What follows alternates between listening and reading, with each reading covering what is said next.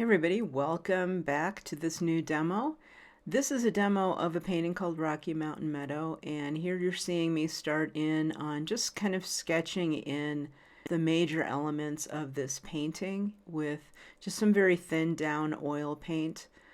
Those background colors are basically a cool gray, and I'm just putting in the layout of the trees here in a warmer kind of gray blue red kind of combination there with a little bit of white and very much thinned down. So here I'm starting to put in the big shapes. So it's going to evolve over time. So these shapes are really just the basic color and the basic shape for each area. So I'm tending to put in a middle value. That's usually how I start. I'll start off with laying out a lot of the middle values first and the middle color tones. You can see this is a gray blue.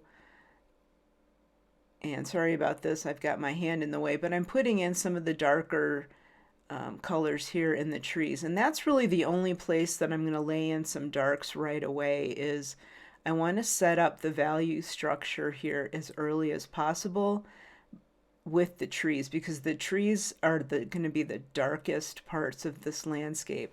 They're closest to the viewer, but they're also just the darkest in color just because of they're a dark green. In the light and in the shadows, it almost is a kind of a green blue fading into a green mixed with almost a red. So those shadow sides I'm going to start off with them very dark. Now I'm going to alter those a little bit toward the end of the painting. But for right now, I'm going to put in just a mass of darks. It isn't the darkest dark, but it is going to be the kind of the most common dark that I have here in this painting.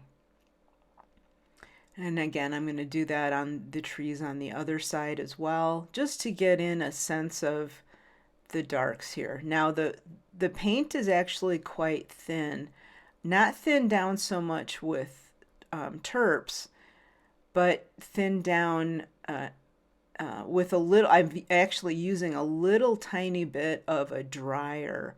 It's a Gamblin Galca dryer in here, just to make this base layer dry just a little bit quicker. So again, I'm going to continue here with just laying in those darks in the trees.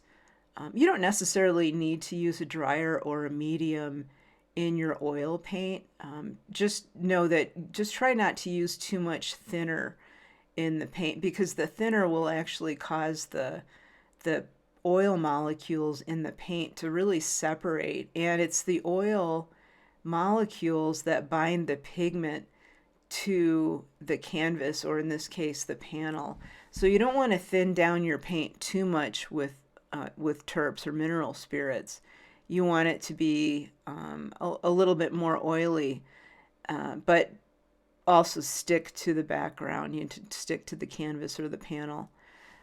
So here I'm starting to lay in some of those distant trees, and again, it's a gray blue. This area is mostly in shadow in the actual photograph that I'm working from. And I'll alter this a little bit as time goes on, but I just want to get in a sense of the shadow area on those very distant trees. Now, what we're seeing here is distance. So the trees in the foreground, the darks are quite dark. In the background, they're actually a bit more blue and light. And that's again because of the distance involved. So when your eye looks at a scene like this, because of the atmosphere involved between where you're standing, the viewer, and those distant trees, the atmosphere is going to filter out a lot of the warmer colors, and it's also going to make things look a little bit lighter in tone. So you're going to want to add a little bit more white and blue to your paint as you're painting something further off in the distance. Now, that's not always the case, so you just have to really pay attention to the landscape that you're actually painting. And this is where doing some plein air painting or painting outdoors on location really comes in handy. is it forces you to really learn how to see the landscape for what it is and to jot down these color notes, even though it might not be what you think is right. A lot of times, what we think is right isn't what's actually in the landscape. So, if you can get out and do some painting outdoors, even if the painting doesn't turn out to be in your mind very good, it's still a great lesson. It's still a great exercise to get out there and do that. So at this point, I'm starting to pull some of those shadows up into the mountainsides. And again, bringing in a little bit more white and keeping the paint very thin. If you keep the paint very thin in the beginning, that leaves you room to put a lot of thicker paint on at the end.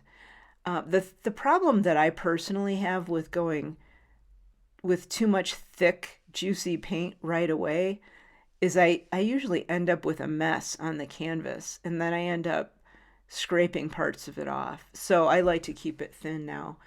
You can see here I'm going to be painting the rocks next, and the rocks are really more of a gray down blue, very gray. So I'm adding a little bit of orange and probably a little bit of something like a burnt sienna in there too to really gray down that blue.